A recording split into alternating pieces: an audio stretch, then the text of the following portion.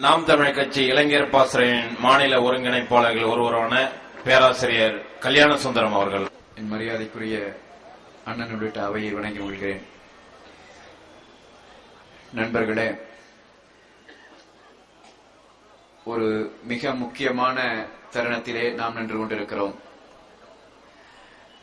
நம் அண்ணன்மார்கள் 3 பேர்களின் உடைய உயிரை பகடை காய்களைப் போல வைத்து இந்திய பேரரசு விளையாடிக் கொண்டிருக்கிற இந்த சூழலில் எப்பாடுபட்டேனும் அதை காப்பாற்றிவிட வேண்டும் என்கிற ஒரே லட்சியத்தில் நாம் எல்லாம் இன்றைக்கு இங்கே ஒன்று திரண்டு நிற்கிறோம். மரண தண்டனை ஒழித்து மனிதநேயம் காக்க வேண்டும் என்கிற முழக்கத்தை வைத்து நாம் இங்கு ஒன்றாக கூடியிருக்கிறோம். இதை நாம் நடத்தி கொண்டிருக்கிற வேளையிலேயே பல பேர் வெளியே இருந்து பேசுகிறார்கள். பல பேர் என்று சொல்ல முடியாது, சில பேர் பேசுகிறார்கள். ராஜீவ் கொலையாளிகளை தூக்கிலிடாமல் விட முடியுமா? இப்பொழுது நீங்கள் 3 பேருக்கு தூக்கு என்று சொல்லுகிறீர்கள். நாங்கள் சொல்லுகிறோம், இந்த நீதிமன்றத்தில் இன்னும் ஒரு அடுக்கு இருக்கும் என்று சொன்னால் எங்கள் அண்ணன்மார்கள் வெளியே விடுதலையாகி வருவார்கள். குற்றம் எங்கள் அண்ணன்மார்கள் மீதல்ல, இன்னொரு படி நீதிமன்றத்தை வைக்காதது உங்கள் குற்றம். இதுக்கு எப்படி நாங்க பலியாக முடியும்? இந்த கொலைக்கு உடந்தையாக இருந்ததற்காக, ஒரு ராஜீவ்காந்தியை கொலை செய்ததற்காக பேரறிவாளன் முருகன் சாந்தனுக்கு தூக்கு என்றால், 26,000 மனித உயிர்களை பலி கொண்ட போபால் விசவாயு கசிவுல அதற்கு காரணமாக நின்ற ஆண்டர்சனை என் காரிலே வைத்து நான் வெளியே கொண்டு போய் விட்டேன் என்று இன்றைக்கு பிரணாப் முகர்ஜி சொல்லி இருக்கிறானே, என்றைக்கு அவனை தூக்கிலட்ட போகிறீர்கள்? சொல்லிவிட்டிய மன்னன்மாருக்கு தூக்கு வரணும். என்னை கேட்ட போற? இதே 26,000 மக்களின் படுகொலைக்கு காரணமாக நின்றிருந்த அயோக்கியன் ராஜீவ்காந்தி, அவனுக்கு நாங்கள் மரண தண்டனை நிறைவேற்றினோம். என்னடா தப்பு? என்ன தப்பு? மீண்டும் மீண்டும் எச்சரிக்கிறோம், எச்சரிக்கையா வைக்கிறோம். தமிழ் பிள்ளைகள், நீ நினைச்சுக்காத போராட்டம்னா தடவி கொடுத்து நக்கிட்டு திரிவான்னு நினைச்சாத. உஸ்மானியா பல்கலைக்கழகம் வழிகாட்டி இருக்கிறது, வெடித்து சிதறிடுவோம். ஞாபகம் என்ன வெங்காயம் எவனுக்கு நாங்க நிக்கணும்? ஒருத்தி மனம் இறங்கி வரணும்னு மயில நாங்க இத்தனை பேர் நிக்கிறோமா? நாங்க எத்தனை நாள்ரா அழுக, எத்தனை நாள் தூக்கம் இல்ல, எத்தனை நாள் உணவு இல்ல. சோனியா காந்தி மனம் இறங்கி மயிர் வேண்டாம் எனக்கு. நீ மனம் இறங்கில வர வேண்டாம், நீ கொடுக்கிற உயிர் பிச்சை வேண்டாம். ஆனா நினைவுல வச்சுக்க, அப்சல் குரு அவனுடைய பிறந்த நாள்ல நாடு முழுக்க வெடி உண்டு வெடிக்குது, நீ கதற. என் மன்னன்மார்களின் பிறந்த நாள் கூட என்னைக்கு எங்களுக்கு தெரியாது. இன்னைக்கு நீ அறிவிச்சுக்கிற செப்டம்பர் 9ன்னு, அடுத்த வருடமும் செப்டம்பர் 9 வரும். கவனமா இருக்கு, கவனமா. என்னுடைய அன்பு உறவுகளை பார்த்து நான் தயவு செய்து சொல்லுவது, இந்த கூட்டத்திலே நாம் கைதட்ட வேண்டாம். எனக்கு தெரியும், எனக்கு பேச தெரியும் என்பது எனக்கு தெரியும். இந்த கருத்துக்களை நாம் நிக்கிற நிலையில நம்ம கைதட்டுறது பேச்சு அல்ல. நாம் வேறு வித உணர்வுக்கு போகணும். இது என்னது? என்னது பேசுறோம்? நம்ம பேசிட்டே இருக்கோம், நம்ம கேட்டுட்டே இருக்கோம், நம்ம கைதட்டிட்டே இருக்கோம். அங்க தூக்கு கயிறுக்கு என்ன தடவிட்டான்? லா இஸ் சுப்ரீமசின்னு சொல்லுது இந்த தேசம், சட்டம் மேலானதுன்னு சொல்லுது. சட்டத்தின்படி இந்த வழக்கு நடந்ததாங்கிறதா எங்க கேள்வி. சட்டத்தின்படி வளர்ந்ததாடா இந்த வழக்கு? முழுக்க முழுக்க அரசியல், முழுக்க முழுக்க அரசியல் வெறி. அந்த வெறியின் காரணமாகத்தான் இந்த வழக்கு நடந்துச்சு. இத்தனை சட்டம் படிச்சவன் உட்கார்ந்து இருக்கான். சட்டம் படிச்ச அத்தனை வழக்கறிஞர்களும் இன்றைக்கு சொல்றான் இது தப்பு நடந்திருக்குன்னு சொல்றான். ஆனால் மறு விசாரணைக்கு கொண்டு போக முடியாதுன்னு நீ சொல்ற. அப்ப இது யாரு? பயங்கரவாதிகள் பயங்கரவாதிகள் என்று பேரறிவாளனை நீ சொல்ற, முருகனை பயங்கரவாதிங்கிற, சாந்தனை பயங்கரவாதிங்கிற. உலகத்திலே 3 பயங்கரவாதிகளை காப்பதற்காக இத்தனை மக்கள் திரண்டு நிற்கிற ஒரே ஒரு இடத்தை காற்றா, நாங்க தூக்குறது மாட்டோம். காட்டா நீ இத்தனை மக்கள் பயங்கரவாதிகளுக்காக எங்காவது திரண்டதுண்டா? நீ அரசு என்ன அரசு? அரசுன்னு என்ன? மக்களுக்கு தான் அரசு. மக்களின் உணர்ச்சியை வெளிப்படுத்துறதா அரசு. குழந்தை அழுகிற போது ஓடி வந்து தாய் காப்பாற்றணும்டா, அதான்டா தாய். மக்கள் வலியால் துடிக்கிற போது அந்த வலி அவர்களை போய் சேர்றதுக்கு முன்னாடி வந்து காப்பாத்துறதாண்டா அரசு. என்ன நீ அரசு? இத்தனை பேர் துடிக்கிறான் பாரு, இத்தனை பெண்கள் உட்கார்ந்து இருக்கா, வந்து பாரு. நீ துடிக்கிறண்டா வலியால, தூங்க முடியாமல் துடிக்கிறோம், உணவில்லாம துடிக்கிறோம். 21 ஆண்டு அம்மா நடந்திருக்காடா இந்த மண்ணுல, தர கால் தேஞ்சு நடந்துட்டு இருக்காடா. இன்னைக்கு நடக்கிறாடா, உன் காலையெல்லாம் பிடிச்சு நக்கிட்டு இருக்காடா. எதற்குமே நீதி இல்லைன்னா இந்த தேசத்துல நீ கேட்டுக்க, நீதிமன்றம் சரியாக செயல்பட்டால் மக்கள் வாழ்க்கை மலரும். மக்கள் புரட்சி எழுந்தால் சட்டம் மாறிடுங்கிறது தெரிஞ்சுக்க. சட்டம் எமக்கானது, சட்டத்திற்காக நாங்கள் இல்ல, நீ புரிஞ்சுக்க. இதே இடத்துல தூக்கு தண்டனை அறிவிச்சுட்டு வெங்காயம் அடுத்த நாள் இவன் போய் கேட்கிறான், கராச்சியில குண்டு வெடிப்புல கைதாகி மரண தண்டனை விதிக்கப்பட்டு பாகிஸ்தானில இருக்கிற சீக்கியனை விடுதலை செய்யும் போய் நீ கெஞ்சற. என்ன அர்த்தம் இது? என்ன அர்த்தம்? உன் மண்ணில கொடுக்க முடியல இவனுக்கு, உன் மண்ணில இருக்கிறவனை கொண்டு போய் நீ தூக்கல போடணுங்கிற. ஆனா ஒரு சீக்கியனை காப்பாத்தி கொடுன்னு கெஞ்சற. ஏன் தெரியுமா? ஏன் இத்தனை கூட்டமெல்லாம் திரட்டி இருந்தான்னா சீக்கியம் கொன்றுப்பான், அடிச்சு கொன்றுப்பான் சீக்கியன். ஆனால் நீயும் நானும் நிக்கிறாங்கிறத நீ உணர்ந்துக்க. நாம் இன்னும் அறவழியிலேயே நிற்கிறோம். காரணம் நமக்கு அப்படி காட்டி காட்டி வழிகாட்டி வளர்த்திருக்கான். பேரறிவாளன் உள்ளே நிற்கிறான், அங்கே உள்ள போய் பட்டம் வாங்கி நிற்கிறான். சாந்தன் உள்ளே நிற்கிறான். சாந்தன் சொல்றான், என் அப்பா ஈழத்தில் இருந்தாரு, விவசாயம் செஞ்சு பொழைச்சிட்டு இருந்த சாதாரண மனுஷன். என் அப்பா உயிரோடு இருக்கானான்னு தெரியல, நானும் உயிரோடு இருக்க போறேனான்னு தெரியல. இந்த பூமி பந்தில் விதியின் கையிலே மாட்டிக்கொண்ட இரட்டை பொம்மைகளாக நாங்கள் மாறி போனோம்னு தன் கருத்தை பதிவு செய்யறான்டா. என்னமோ வாக்குமூலம் வாங்கி கழிச்ச இத்தனை பெண்மணிகள் உட்கார்ந்து இருக்கிறீர்கள். உங்கள் முன்னால் சொல்லுகிறேன், என் அண்ணன் முருகனிடம் இந்த அரசு, இந்த நாடு எப்படி வாக்குமூலம் வாங்கியது? எப்படி வாங்கியது? இனி பேசாம இருக்க முடியாது. 9ஆம் தேதி பக்கம் நம்ம பேசிதான் ஆகணும். எப்படி வாக்குமூலம்? என் அக்கா நளினியை அரை நிர்வாணப்படுத்தி நிறுத்தி இவளை பாலியல் வல்லுறவுக்கு உட்படுத்துவேன், இதை கையெழுத்து போடு, நீ வாங்கினியா இல்லையா? அந்த சட்டத்தை என்ன வெங்காயத்துக்கு நாங்க மதிக்கணும் என்பதுதான் என்ற கேள்வி. எதுக்கு மதிக்கணும்? வாங்கியது உண்டா இல்லையா? என் அண்ணன் பேரறிவாளனை எப்படி அவங்ககிட்ட வாக்குமூலத்தை வாங்கின? ஒரு காவல்துறை அதிகாரி வந்தார், சுவற்றின் ஓரமாக என்னை அமர வைத்தார். கால்கள் இப்படி இருக்கும், அந்த கால்களை கொஞ்சம் கொஞ்சமாக விரித்து 180 டிகிரிக்கு வரும் வரைக்கும் விரித்தான். வழி தாங்க முடியாமல் நான் கவறினேன். அந்த நேரத்தில் என் கையிலே கொடுத்து கையெழுத்து போடு என்று கேட்டான். நான் போட்டு கொடுத்தேன். இப்படி பார்க்க வாங்கப்பட்ட வாக்குமூலம் தாண்டா இது. சத்தியமணி சொல்லுங்கடா.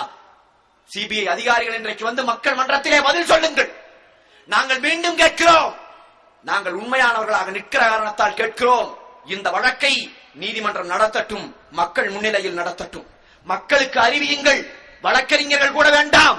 பேரறிவாளனை தனி மனிதனாக நின்று வாதாடுவதற்கு அனுமதியுங்கள். மக்கள் மன்றத்திலே வழக்கை நடத்துகிற தைரியம் எந்த அரசியல் தலைவனுக்கு இன்னைக்கு இருக்கு? இந்த மண்ணில் யாருக்கு இருக்கு? வலுக்கட்டாயமாக மிகப்பெரிய ஒரு தூண்டுதலை எம் மீது திணிக்காதீர்கள். பார்த்துட்டே இருக்க மாட்டோம். நீ தயவு செய்து நீ புரிஞ்சுக்க. நீ சும்மா பேசிட்டு இருந்த முடியாது. நீ அது இந்த தங்கபாலு எல்லாம் பேசுறத பத்தி நீ பேசாத. அவன் தங்கபாலு, அவன் ஒரு ஆளு, அவன் லூசு பயில பிடிச்சிட்டு மலந்தின்னும் நாயினும் கேவலமான பிறவியவன். இதை விட அவனை விமர்சிக்கிறதுக்கு எனக்கு வார்த்தையும் இல்லை, அந்த நாயை பத்தி பேசுறதுக்கு எனக்கு எதுவும் இல்லை. ஜனநாயக காப்பாற்றணும். வெங்காயம் 8 வருஷமா தேர்தல் நிக்காத ஒரு பிரதம மந்திரி வச்சிருக்கிற நீ என்ன ஜனநாயகம்? ஜனநாயகம் என்ன ஜனநாயகம்? மக்களை சந்திக்க வைக்கிறா உன் பிரதம மந்திரிக்கு 8 வருஷம் இந்திய திருநாட்டினுடைய வரலாற்றிலே கிடையாதுடா. 8 வருஷம் மக்களை வீதியில வந்து சந்திக்கிறா உன் பிரதம மந்திரி. அவர் பிரதம மந்திரி தோத்து போனதை அறிவிச்சுட்டு போன சிதம்பரம் இந்த நாட்டுக்கு உள்துறை அமைச்சர். இவெல்லாம் சேர்த்து ஜனநாயகத்தை காப்பாத்துறான். நாங்க நம்பிட்டு இருக்கணும். மக்களை திரட்டுவோம், மாணவர்களை திரட்டுவோம். நாங்க எங்களுடைய போராட்டங்கள் தடவி கொடுக்கிற போராட்டமாக இருக்காது. உஸ்மானிய பல்கலைக்கழகம் எங்களுக்கு முன்னுதாரணமாக நிற்கும். தெலங்கானா கேட்டு அந்த சகோதரர்கள், வீர சகோதரர்கள் எப்படி வீரச்சமர் புரிகிறார்களோ அதே இதை எங்க களத்தில் நாங்க எடுப்போம். நீ மாத்து. மரண தண்டனையை அவர்களுக்கு கொடுக்காத. நாங்க உங்ககிட்ட கேட்கிற விஷயம், 21 வருஷமா சிறையில வச்சிருக்க. இப்ப அவன் அவனுடைய நாசி உள்ள இழுக்கிற சுவாசமாட உங்க தேசத்தின் பாதுகாப்பை பாதிக்குது.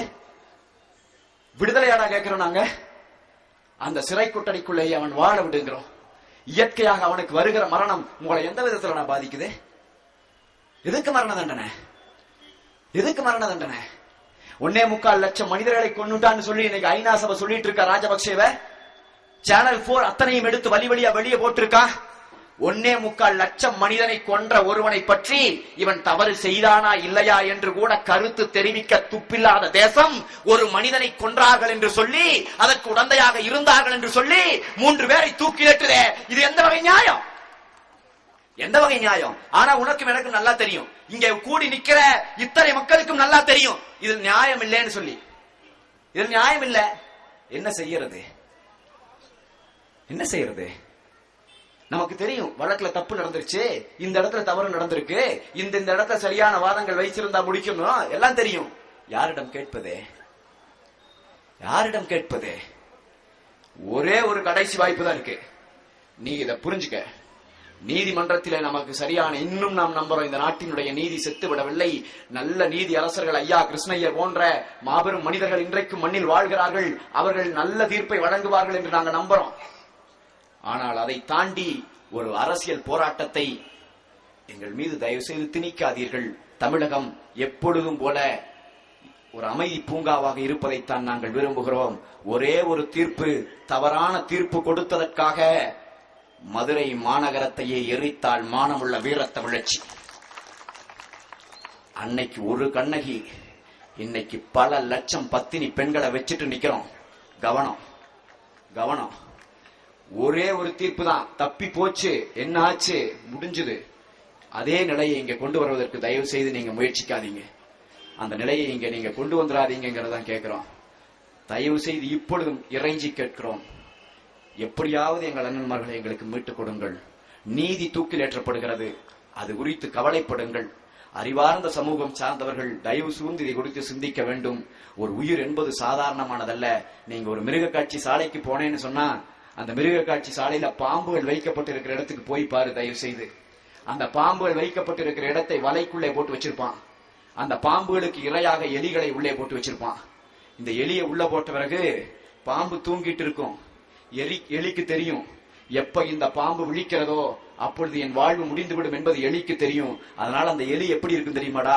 துடிச்சிட்டு இருக்கும்டா, நடுங்கட்டான் எலி. 5 நிமிஷம் அந்த பாம்பு விழிச்சுன்னு அந்த எலிக்கு மரணம்.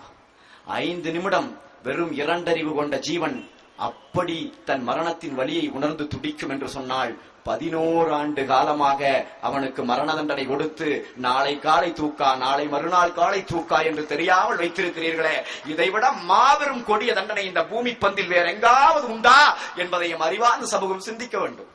21 ஆண்டு காலம் சிறை கொட்டரை, 21 ஆண்டு சிறைடா. என்னென்ன மறுத்திருக்க? அவனுக்கான விடுதலை இல்ல. வெளி உலகத்தை அவன் பார்த்ததில்ல. நீ வச்சிருக்க பிளக்ஸ், இந்த பிளக்ஸ் போர்டு நாளைக்கு வந்து பேரறிவாளர் வெளியே வந்து பார்த்தான்னா இவ்வளவு அழகான ஓவியத்தை யார் வரைஞ்சதுன்னு கேட்பான்டா. இப்படி ஒரு டெக்னாலஜி, இப்படி ஒரு தொழில்நுட்பம் இந்த மண்ணுக்கு வந்தது அவனுக்கு தெரியாது. இவ்வளவு வாகனங்கள் இந்த சாலையிலே ஓடும் என்பதை அவன் கனவு கூட காணல. அவன் உலகம் வேறு.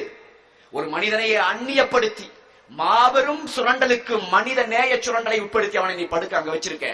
அவனுக்கான சரியான உணவில்ல, அவன் உறக்கத்தை பறிச்சிருக்க. எல்லாவற்றையும் தாண்டி 19 வயதிலே கைது செய்தவன் 25, 26 வயதிலே தோழர்களை கைது செய்து இன்றைக்கு வரைக்கும் 24 ஆண்டுகளாக வைத்திருக்கிறையே. உலகத்திலே எல்லா மனிதனுக்கும் அடிப்படை தேவை என்று சொல்லுகிற உணவு, உடை, பாலியல் தேவை எல்லாவற்றையும் என் அண்ணனிடமிருந்து பிடுங்கி இருக்கிறீர்களே. இதை விட என்னடா கொடுமையான தண்டனை கொடுக்க போறீங்க? என்ன தண்டனை கொடுக்க போற? இதுக்கு மேல ஒரு மரணமா?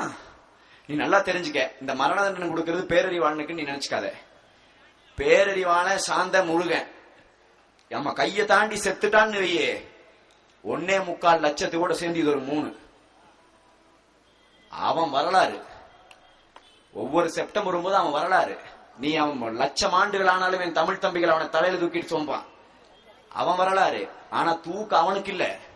தூக்கு உன்னுடைய இன உணர்ச்சிக்கு, தூக்கு உன் இனத்துக்கு, தூக்கு சீமானுக்கு, தூக்கு எனக்கு, தூக்கு உனக்கு.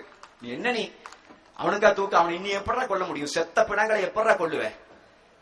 என் மன்னன்களை முழுக்க முழுக்க செத்து சிதிலம் அடைஞ்சு வச்சு செஞ்சிருக்காங்க. அவன் அங்க வாழ்வதற்கு ஒண்ணும் இல்ல. அவன் வாழ்வதற்கு என்ன இருக்கு? நாளுக்கு நாள் அறையில் எத்தனை வாழ்றதே. அதனால அந்த தூக்கை நமக்கு எதிராக மத்திய அரசு நீட்டுகிறது. என் அன்பு தம்பிகள் சிந்திக்க வேண்டும். இது நீதிமன்றத்தின் தீர்ப்பாக இருந்தால் கூட நாம் அதை பரிசீலிக்கலாம். ஆனால் இது முழுக்க முழுக்க அரசியல் தீர்ப்பு. சோனியா காந்தி அம்மையார் புற்றுநோய் வந்த போது கூட அவர் உடல் நலமடைந்து வரணும்னு தான் நம்ம வேண்டிட்டோம். ஏன்? யாதும் ஊரே யாவரும் கேளிர்னு சொல்லி அன்பால் அனைவரையும் ஆற தழுவிக்கொண்ட சமூகத்தின் மிச்ச சொச்சங்கள் நாங்கள்.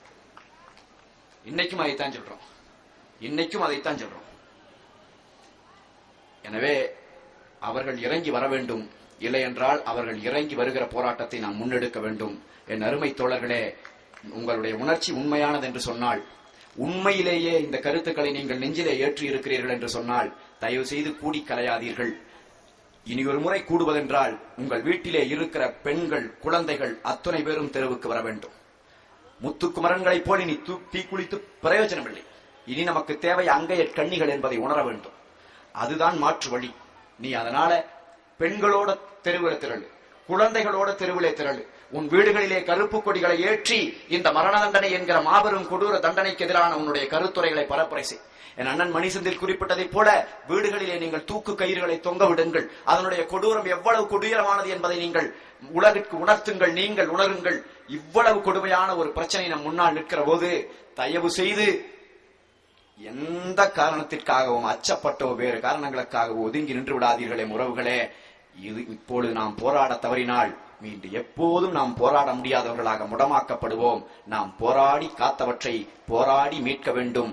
போராடி மீட்டவற்றை மீண்டும் போராடி காக்க வேண்டும். போராடும் வழியை விட்டால் புது வாழ்வு என்பதற்கு வேறென்ன வழி நமக்கு? விடியலை காண்பதற்கு உணர்வோடு ஒன்றுபடுங்கள். பெண்களை, குழந்தைகளை ஒன்றாக கூட்டி எந்த நேரத்திலே மன்னன் கையசைவு வருகிறதோ அந்த நேரத்திலே களத்திற்கு வருவதற்கு எம் உறவுகள் தயாராக வேண்டும். மீண்டும் நான் சொல்லி முடிக்கிறேன். இன்று பல பேர் நீதியை நம்பி நிற்கிறார்கள். நான் சட்டம் படித்தவனல்ல, எனக்கு நீதிமன்றத்தினுடைய செய்திகள் தெரியாது. நான் எல்லாரையும் தாண்டி இந்த மண்ணில் இன்றைக்கு வரைக்கும் ஒற்றை நேர்மையாளனாக நின்று கொண்டிருக்கிற என் அண்ணனை எல்லாவற்றையும் மீறி நான் நம்பி நிற்கிறேன். என் அண்ணன் கட்டாயமாக சரியான தருணத்தில் சரியான முன்னெடுப்பை செய்வார். அதிலே கலந்து கொள்வதற்கு எம் உறவுகள் தயாராக வேண்டும் என்கிற என்னுடைய கோரிக்கையை உங்களுக்கு வைத்து முடிக்கிறேன். வணக்கம். தம்பி கல்யாணசுந்தரம் அவர்களுக்கு நன்றி. அடுத்ததாக எங்கள் மூத்த